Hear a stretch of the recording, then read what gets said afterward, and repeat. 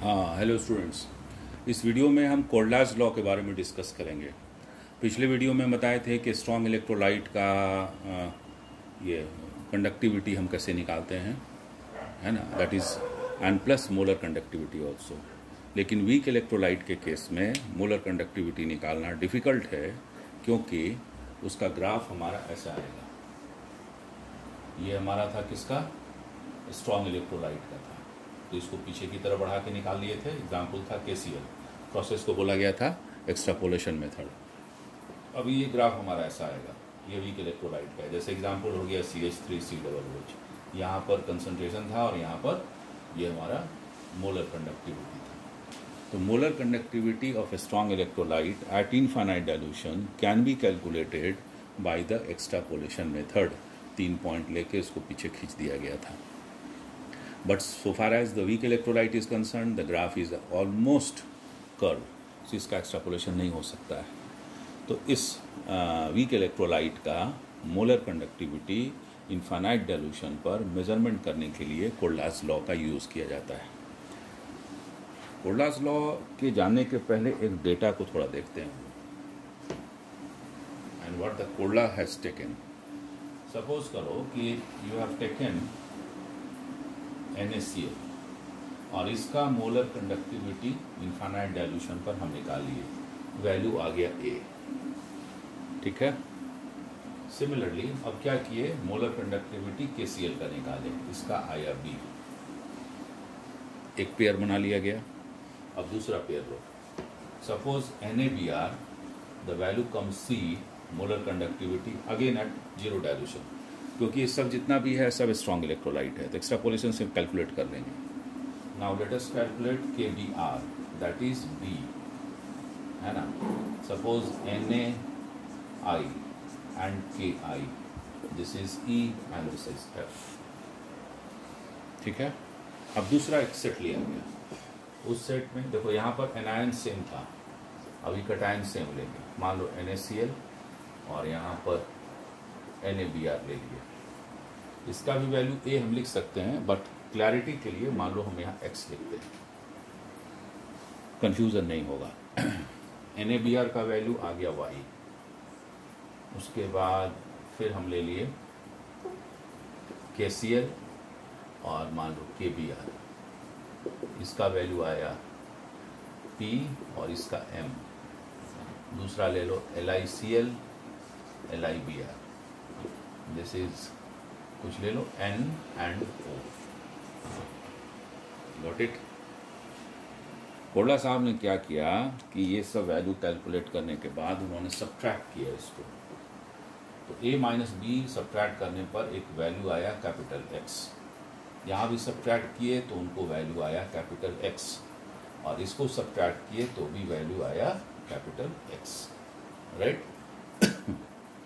अब यहाँ पर उन्होंने जब सब्ट्रैक्ट किया तो वैल्यू आया, मान लो कुछ ले लेते हैं कैपिटल A, इसको सब्ट्रैक्ट किए तो भी कैपिटल A, सब्ट्रैक्ट किए तो A, मतलब ये तीनों वैल्यू सेम आया, है ना। और यहाँ पर ये तीनों वैल्यू सेम आया। थिंग वाज दैट कि यहाँ पर एनायन सेम था, यहाँ पर कटायन सेम था, राइट। अब देखो इसका फंडा क्या है। सोडियम क्लोराइड को जब पानी में डालेंगे तो डिसोसिएट करेगा Na+ और Cl- में। KCl कैसे डिसोसिएट करेगा? ऐसे करेगा, राइट। अब इसको हम सब्ट्रैक्ट कर रहे हैं तो ये माइनस हो गया, ये और ये कट गया, तो किसका कंडक्टिविटी निकला? सोडियम आयन और पोटेशियम आयन का जो आयन है, इसलिए इसको आयनिक कंडक्टिविटी बोलेंगे। तो आयनिक कंडक्टिविटी निकला सोडियम आयन का, पोटेशियम आयन का, उसी का डिफरेंस निकला। जब हम मोलर कंडक्टिविटी सोडियम क्लोराइड का और मोलर कंडक्टिविटी KCl का 0 डाइल्यूशन पर सब्ट्रैक्ट किए तो इन लोगों का सिर्फ पता चला, क्योंकि ये तो कट गया, है ना। Similarly this will get also cancel out, फिर यही मिलेगा हमको, इसीलिए देखो सेम आ गया, यहाँ भी वही था। अगर इसको सब्ट्रैक्ट करोगे तो ये और ये कट जाएगा, सिर्फ ये वैल्यू आएगा, इसीलिए सेम आएगा। यहाँ पर क्या होगा, ये कैंसिल हो जाएगा, ये डिफरेंस आएगा, ये कैंसिल, तो ऑटोमेटिकली सबका सेम आ जाएगा। सिंपल अलजेब्रा है। तो कंक्लूजन क्या हुआ कोल्डाज लॉ में? Can you say? Yes, it is a very simple conclusion.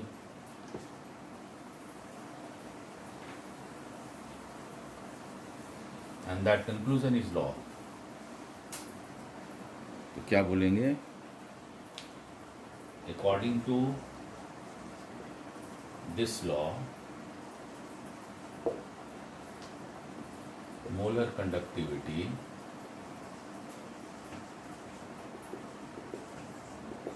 of any electrolyte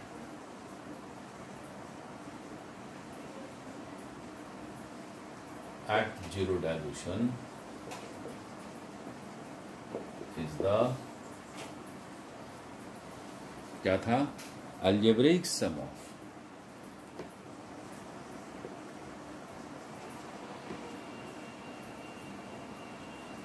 ionic conductivity, sodium ion, potassium ion का, सबका आयन्स का कंडक्टिविटी निकाले आप। Ionic conductivity of constituent ions at a given temperature, है ना। किसी भी इलेक्ट्रोलाइट का मोलर कंडक्टिविटी जीरो डाइल्यूशन पर उसका अलजेब्रिक सम होता है ये of ionic conductivity of constituent ion, यानी जिस कटायन और एनायन से वो बना होगा उसका आयनिक कंडक्टिविटी ले लेना। मतलब क्या हो गया कि molar conductivity at zero dilution is equal to lambda c plus at zero dilution plus lambda a minus at zero dilution. Lambda क्या है? आयनिक कंडक्टेंस है, कंडक्टिविटी है कटायन का, ठीक है। और lambda naught a minus ionic conductivity है anion का। This is Kohlrausch's law, simple Kohlrausch's law. किसी भी इलेक्ट्रोलाइट का अगर निकालना है तो हम एक विधि इस्तेमाल करेंगे। अब इसका एप्लीकेशन करके हम एक इलेक्ट्रोलाइट का कैसे निकालेंगे, आ जाओ।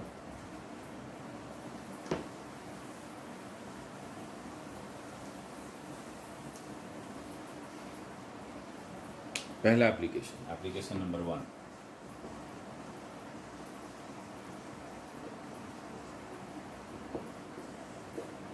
to calculate the molar conductivity at zero dilution of any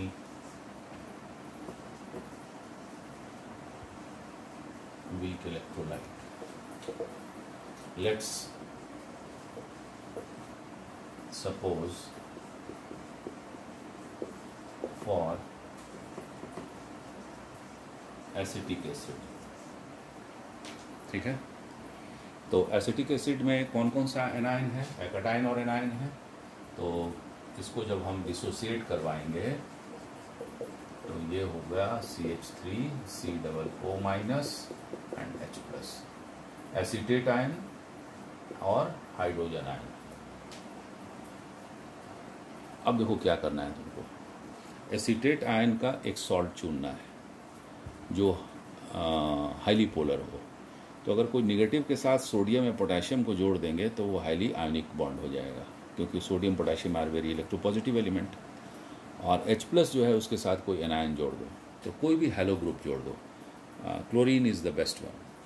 तो हम क्या करेंगे, सबसे पहला काम कि molar conductivity zero dilution sodium acetate का निकाल लेंगे, because it is a strong electrolyte, तो एक्सट्रापोलेशन से निकल जाएगा। मान लो ये वैल्यू आया A,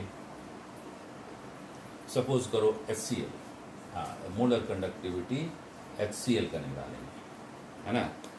बिकॉज यू सी यहाँ पर हमको इसका ज़रूरत था एसीटेट आयन का, तो सोडियम के साथ जोड़ दिए। यहाँ पर H+ का ज़रूरत था तो Cl के साथ जोड़ दिए, ठीक है। अब देखो दोनों में एक्स्ट्रा कौन आ गया, NaCl, इसका अलग से निकाल लेना, ठीक है। तो molar conductivity at zero dilution NaCl का निकालो। मान लो इसका वैल्यू आया B, इसका वैल्यू आया C। देखो ये सब स्ट्रॉन्ग इलेक्ट्रोलाइट है। स्ट्रॉन्ग इलेक्ट्रोलाइट का तो प्रोसेस पता है।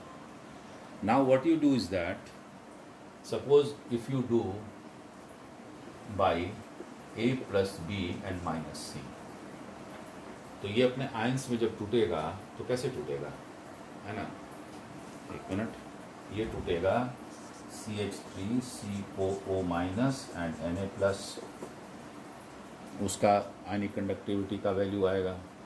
HCl कैसे टूटेगा, तो H plus and plus Cl minus, तो A प्लस B, तो दोनों के बीच में प्लस, माइनस C एक्स्ट्रा जो आ रहा है उसको माइनस कर दो, तो माइनस Na प्लस और माइनस Cl माइनस आ गया। अब इसको आप काट दीजिए, देखो तुम्हारा निकल गया। You have got the value of acetic acid. कौन सा value, molar conductivity at zero dilution, क्योंकि ये सब तो molar conductivity at zero dilution था। तो ये देखो आ गया, ये एक्स्ट्रा था, इसको माइनस करके भगा दो। मान लो ये 50 है, ये 20 है, वो 10 है, तो 50 प्लस 20 70 माइनस 10 60 हो गया। That is the molar conductivity at zero dilution. ठीक है, पहला एप्लीकेशन नंबर 1। दूसरा,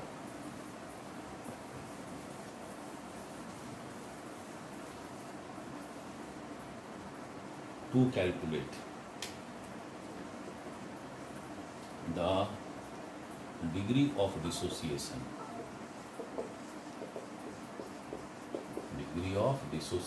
of weak electrolyte,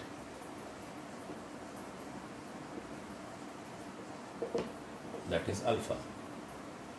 तो पता ही है कि कोई भी अगर वीक इलेक्ट्रोलाइट होगा तो वो पूरी तरह से डिसोसिएट नहीं करता है, थोड़ा थोड़ा करता है, जैसे जैसे उसको हमने डाइल्यूट करते जाएंगे, है ना। तो उसका फॉर्मूला है alpha is equal to molar conductivity at given concentration divided by molar conductivity at zero dilution या इनफाइनाइट डाइल्यूशन। क्योंकि जो डिग्री ऑफ डिसोसिएशन है वो टोटल का फ्रैक्शन है, तो ये है टोटल से उसको डिवाइड कर दो, तो जितना टूटेगा उतना ही मोलर कंडक्टिविटी देगा। इसलिए जीरो डाइल्यूशन से डिवाइड कर देते हैं किसी गिवन कॉन्सेंट्रेशन पर, अल्फा निकल जाएगा।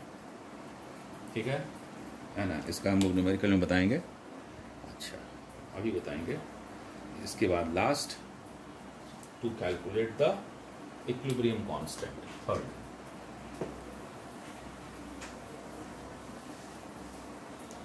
Of any electrolyte, weak electrolyte, मान लो HA, तो ये टूटेगा H प्लस और A माइनस में, तो A का वैल्यू क्या हो जाएगा, C alpha square 1 minus alpha. Class 11th में इक्विलिब्रियम चैप्टर में पढ़े होगे। C is the concentration in molarity, alpha is the degree of dissociation.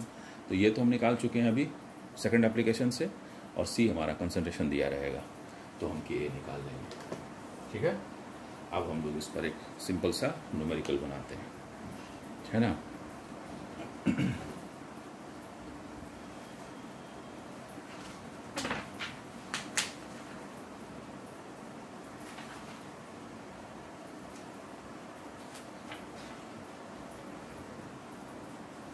हाँ,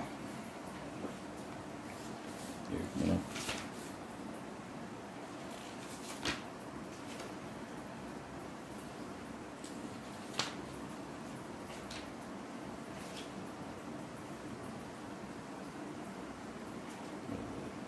Yes. The question is the molar conductivity of CH3COONA, HCl and NaCl at infinite dilution is 91, 426.16 and 126.45 ohm inverse centimeter square mole inverse. Calculate the molar conductivity at zero dilution for acetic acid. The same question we have done just now, है ना। तो कैसे करेंगे, sodium acetate का value दिया हुआ है, वो कितना दिया हुआ है, उसका वैल्यू है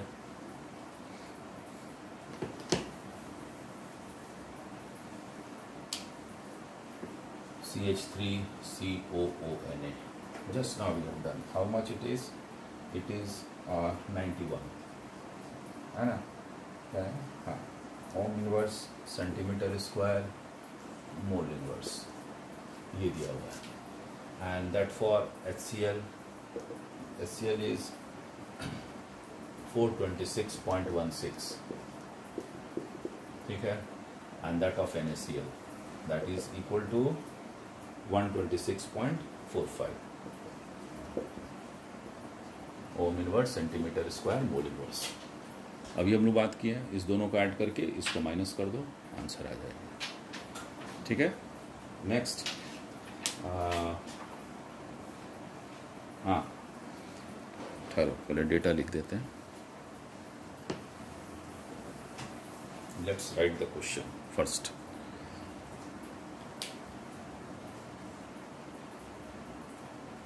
lambda naught H plus is equal to, and lambda naught CH3 COO minus is given in this question, that is 349.8, and this is Siemens centimeter square mole inverse, and this value is 40.9 ये दिया हुआ है, ठीक है। इसके बाद question है calculate the degree of dissociation of 0.1 MCH3COOH, है ना। Concentration is given, concentration 0.1 MCH3COOH, इसका अल्फा कैलकुलेट करना है।